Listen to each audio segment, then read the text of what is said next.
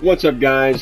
Alex Rampage 23 here, coming at you with another Conan Exiles video. I know it's been a couple weeks since I've uploaded a Conan Exiles video. My apologies. I have just re-downloaded the game, and I will be back into Conan. So, what we're going to be going over today, as in my last videos, the axe, the spears, and the shield videos, I'm going to be doing another one today on the bows. Now, I know you guys have been waiting quite a while for this video. Sorry it took me so long. I've been taking a lot of time playing Dark Souls 3. I recently got back into Bloodborne again. Neo 2 came out. That was an awesome game. I already beat it. A lot more challenging. Great game though, definitely worth checking out.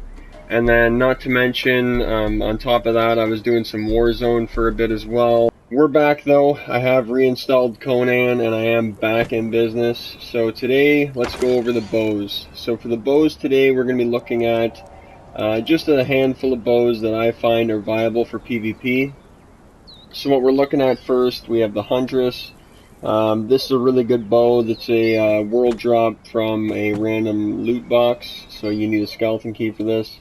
Gives you +5 accuracy with 23 and 9 pen. After you put a master kit, it's going to go up to 28 and 21. That's a great bow. Nothing wrong with that whatsoever.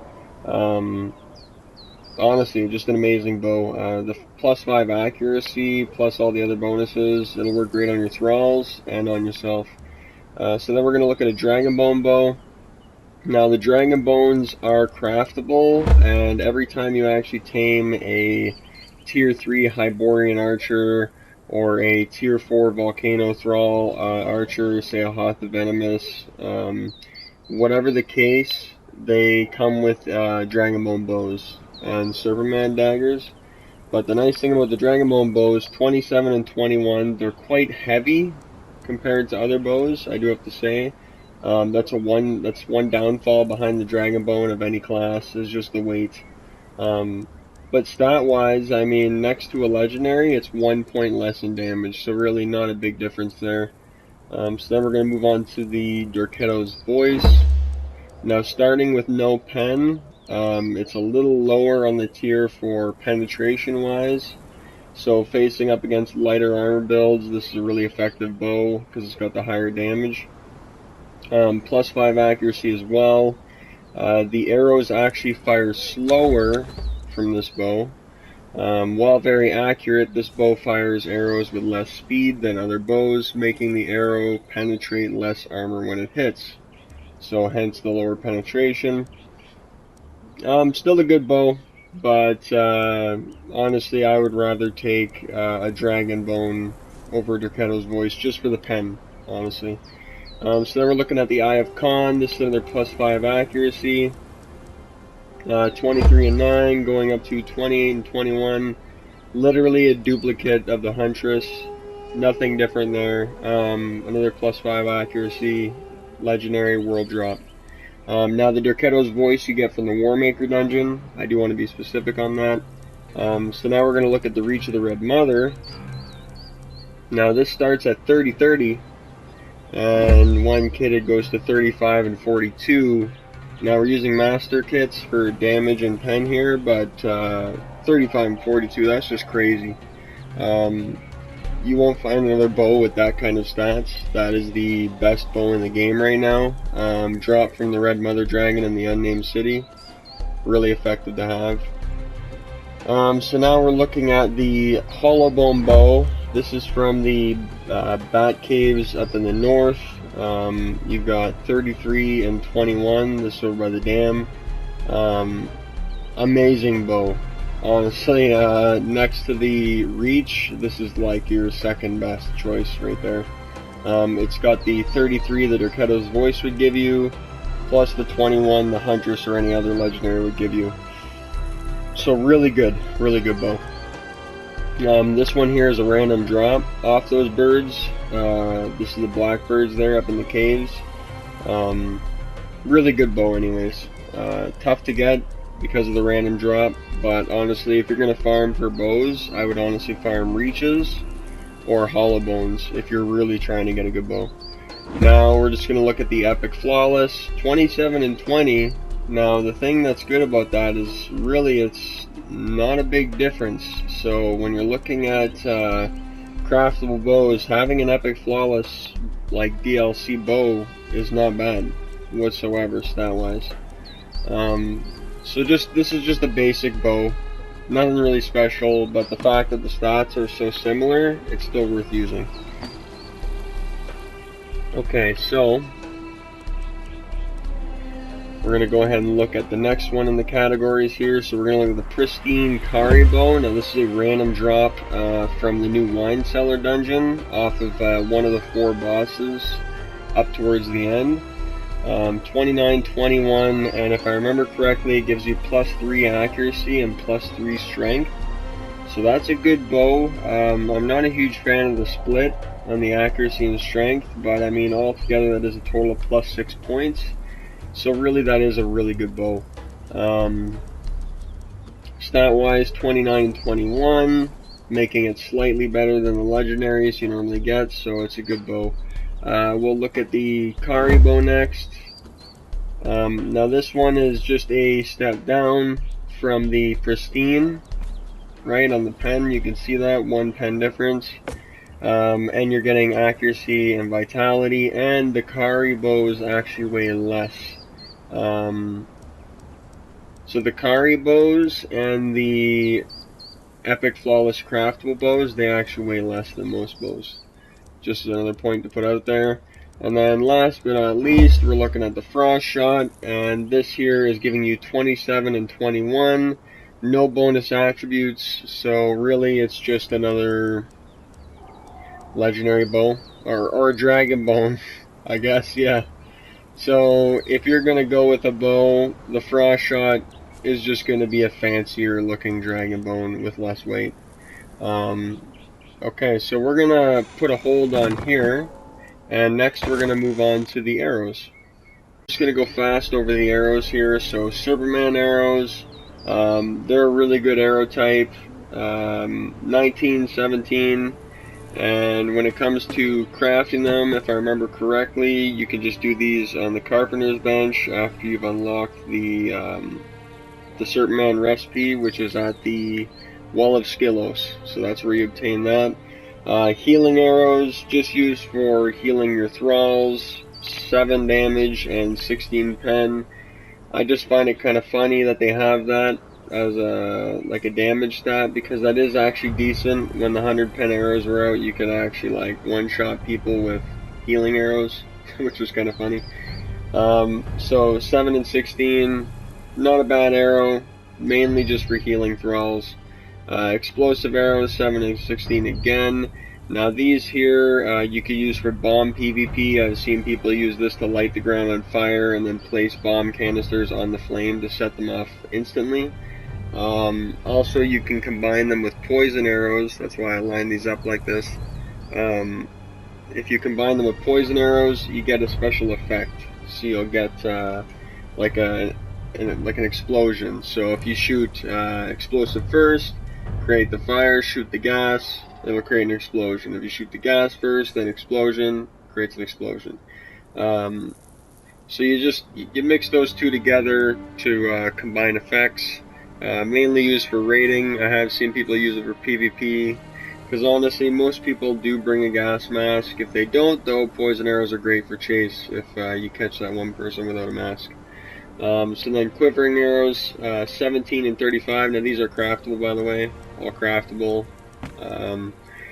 Quivering arrows found in the Unnamed City. These are typically just a random drop. I think I've seen them more commonly drop from the Red Mother, but I'm pretty sure it's any boss. 17 and 35 for pen. They're actually one of the best arrows in the game. A while back they did nerf them really bad, but they've readjusted them. They're a lot more usable now. A great arrow type. You only get stacks of like 45 to 70 or so, so really it's not a really easily farmable arrow, because you're going to spend them faster than you can obtain them. But just a good arrow if you have them on hand.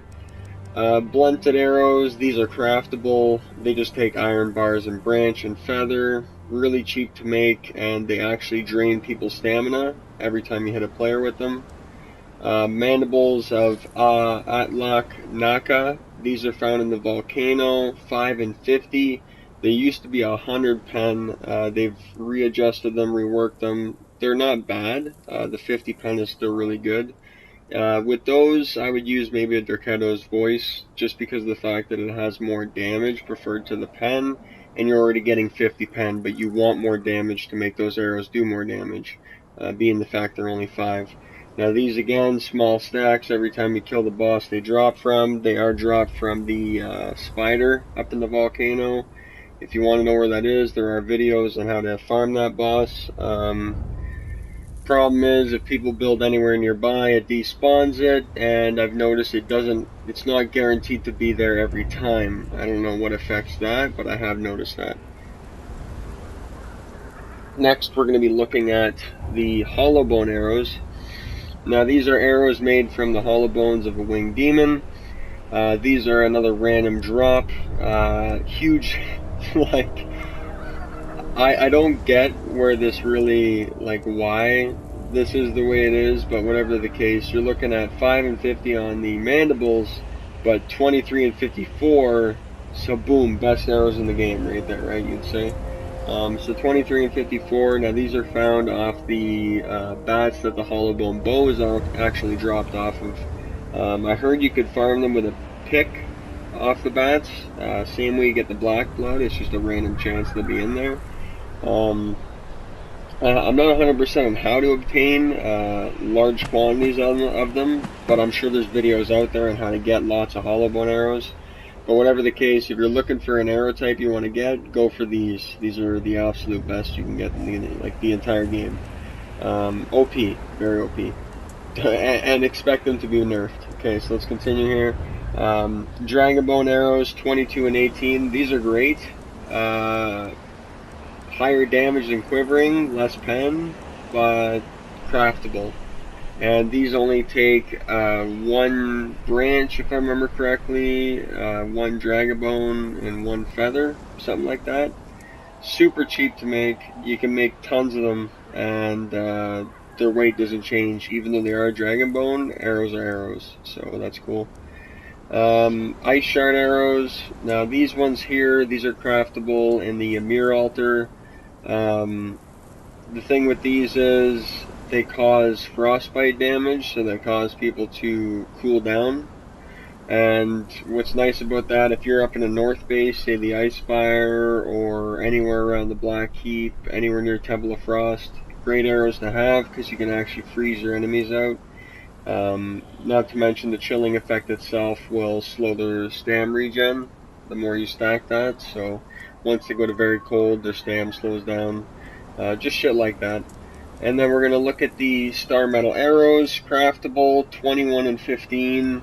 I mean, they're not as good as Dragon Bone, so really I would just be using Dragon Bone, but they're a good second step up. So if you don't have Dragon Bone yet, Star Metal is a great one.